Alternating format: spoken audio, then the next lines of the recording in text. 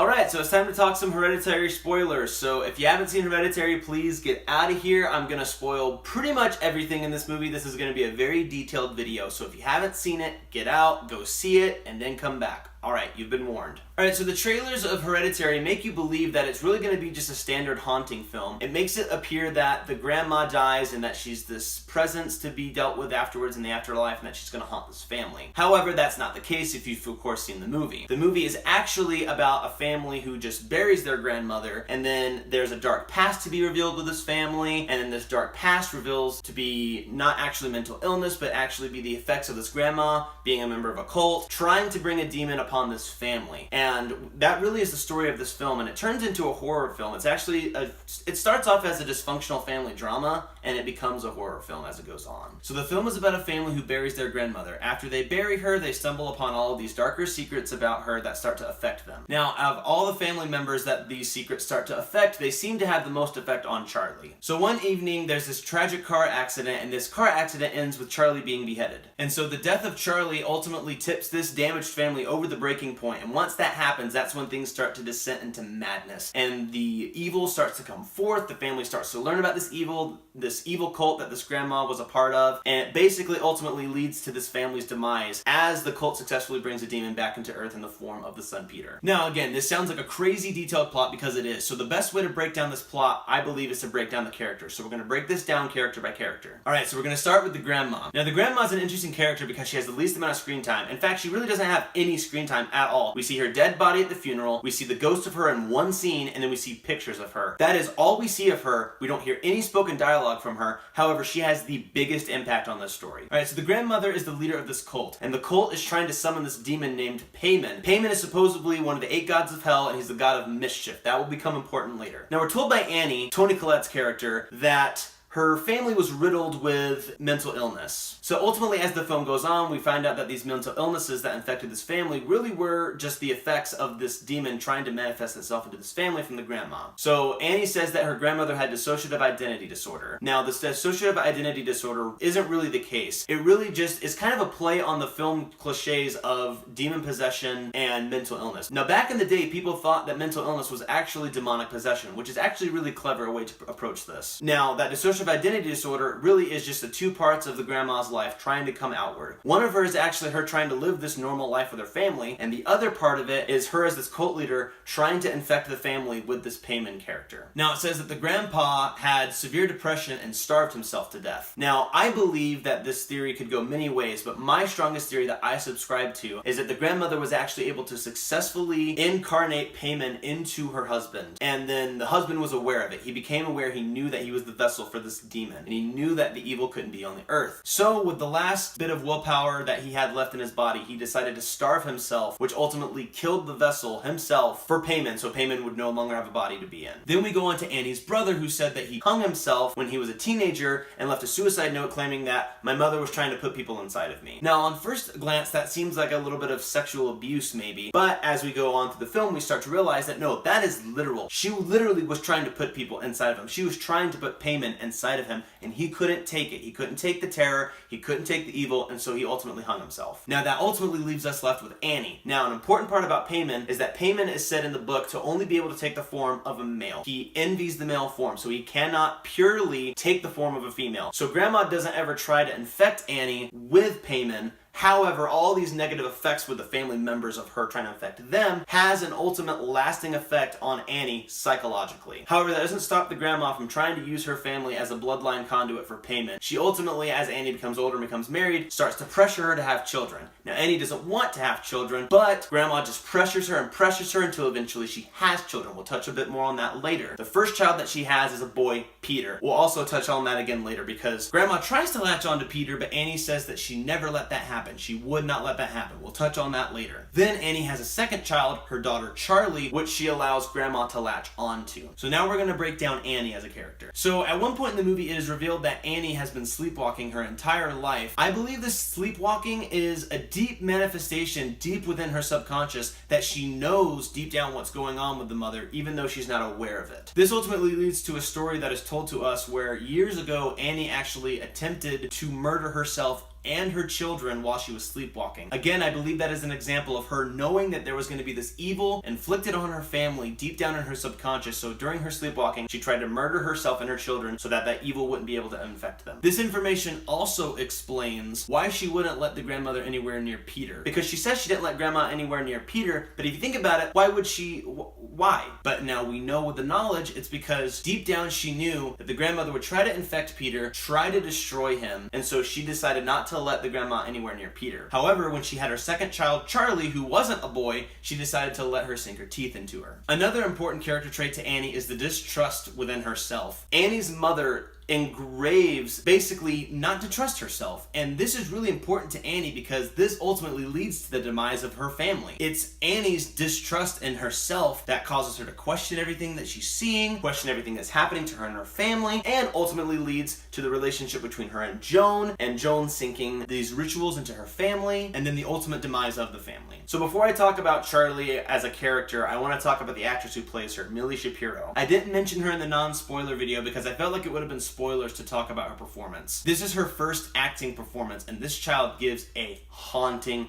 performance. She is terrifying. So at the beginning of the film, there's a lot of key events and things that are happening surrounding Charlie. For instance, at the grandma's funeral, there are a lot of people at this funeral that seem to be very interested in Charlie. We learn later that these people who were so interested in Charlie were cult members. More on that later. We also learn that Charlie had the closest relationship with the grandma and is most affected by the death. After the funeral, she is the most saddened by the death of the grandma. She talks with her mother and she expresses that grandma wanted me to be a boy. Now, this leads me to believe that the grandma, once she latched onto Charlie, was able to successfully summon Peyman within Charlie. Now, it wasn't a permanent possession because, as we remember, Peyman can only take the pure form of a man. So the possession was there, but it wasn't in its purest form, which is why there's kind of parts of Charlie that kind of conflict. There's parts of Charlie where she behaves like a child. It's actually Charlie being manifest. But there's also times when she behaves weird, whenever she's making the clucking noise or whenever she's drawing. Those are the times when Peyman is coming forth and being presented. Now, all of these years of Charlie and Peyman being together lead me to believe that they actually are conjoined together as a spirit. We'll talk about that later. Now, I believe there's two specific things with Charlie that really are important between her and Peyman and what ultimately happens to Charlie. One of them, again, as I said, being the clucking and whenever there's drawing, and then the other being Charlie's allergic reaction. Now, all this is going to be summoned around with a certain scene that happens. We're going to break down that scene right now. So pretty early on in the movie, Peter wants to go to a party with a bunch of friends at his school. Annie doesn't want him to go alone because she's afraid that he'll be drinking, so she forces Charlie to go with Peter to this party. But it's very clear that Charlie doesn't want to go to this party. Once they're at this party, Charlie is following Peter around. Peter wants to go upstairs to smoke pot with his friends, but doesn't want Charlie to be there. So he just tells Charlie, hey, look, there's chocolate cake. Go eat some. Charlie eats this chocolate cake, and then she starts to have an allergic reaction, and we as an audience think, oh, she's allergic, there's nuts in there. However, if you notice the scene at the beginning of the movie in the funeral, when she's eating the bar of chocolate, you hear crunching, distinct crunching. You never really hear crunching in a candy bar unless there's nuts in it. And I think that that's the director directly trying to play a trick on you, because the characters respond,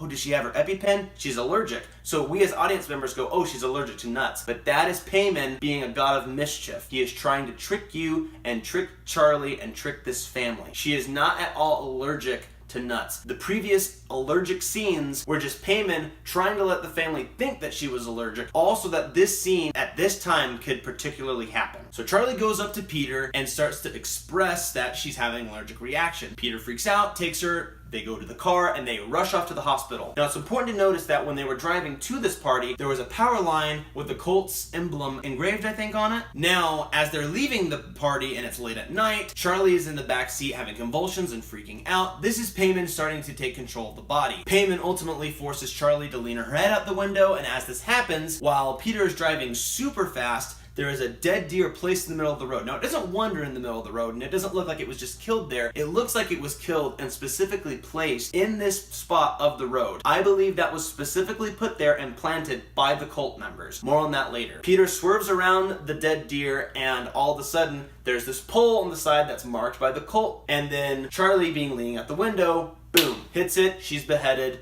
and now this family is descended into madness. Alright, now we're going to move on to Peter. Okay, so Peter is the key to everything. I mentioned in my non-spoiler video that the opening shot tells you to focus on a character. This character is Peter. He is the first person that we see, and it kind of tells us to focus on him and that he will be the key to everything, which he is. So if you notice, right after Charlie dies, Peter's smoking pot with some of his friends at school, and he starts to get really, really concerned, and then his throat starts freaking out, and he has that same reaction that Charlie was having. At first I thought, oh, this poor kid, he's feeling guilty for the death of his sister. But upon second viewing, I start to realize this is Peyman. Peyman is now starting to latch onto Peter and let him know, hey, you're next. You're the conduit. I'm coming for you. As we'll talk about a bit later, Joan ultimately convinces Annie to perform this ritual within the house, which ultimately brings Peyman into the house. Once Peyman is brought into this house, it is now Peyman's goal to kill everyone in the family but Peter so that he can take part of Peter, and then the cult will be there and perform the final ritual and allow Peyman to be incarnated inside of Peter. Ultimately, that's what happens. Steve, the father, and Annie die. After that, we get the scary ending of the movie. Annie eventually kills herself, again by removing her head, symbolism. And then eventually Peter maybe dies, I'm not sure. He jumps out of a window at the top of the house and falls to the ground. And now it's never confirmed whether he dies or not. But what we do know is that the light, or this entity, enters to him and then he rises. And I believe it is Charlie and Peyman both now conjoined together taking the body of Peter, because Peter begins to cluck. He goes up to the treehouse where all the cult members are. They've created the figurine, they have the Queen Lee picture, and then they perform the final ritual to summon Peyman into the body. And then they address Peter as Charlie. They say, Charlie, we have corrected your incorrect female form, and now you are a male, now you are Peyman. I think that is because Charlie and Peyman are connected together. They've been together for so long that they have now become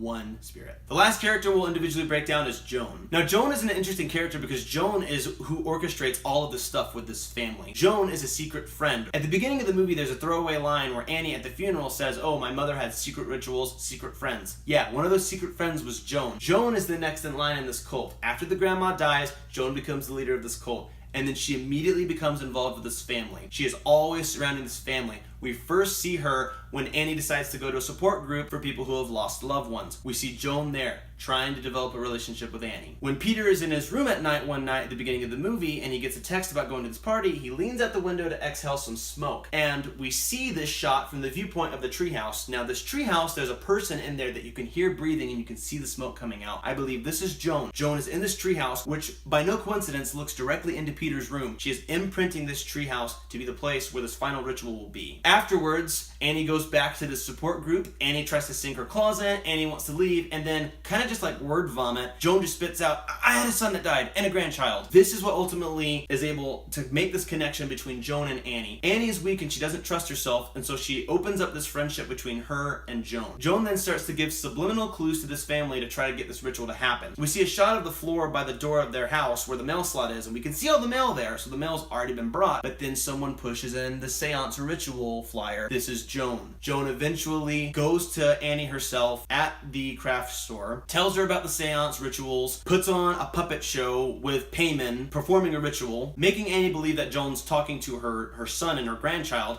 Not at all. And then this leads to Annie bringing the material to her house, performing the rituals, and then everything else happening, descending into the madness, which leads me to the final part of this film, the cult and Peyman. So again, as I said, Peyman is the god of mischief. He is clever, mischievous, and cunning, and so are these cult members. That leads to the title of this movie, Hereditary. Peyman and the cult orchestrate this from the beginning. The grandmother spends all of this time trying to keep it in her hereditary bloodline so that Peyman can be part of her bloodline because she is the leader. After years of her banging her head against the wall, being unsuccessful trying to get it in her bloodline, her, the cult members, and Peyman orchestrate this long, drawn-out process to ultimately curse this family and have Peyman be a part of this bloodline, hence the movie name Hereditary. The last thing I want to touch about as far as the movie Hereditary is there's a throwaway line sort of in the beginning of the movie again as well. There's a scene early on where Peter's in a classroom and it's played for laughs so that you think it's not important, but it really is. He's not paying attention in class, looking at a girl or whatever, but the teacher, you can hear him talking about this book and he's asking the students, he asks, is it more tragic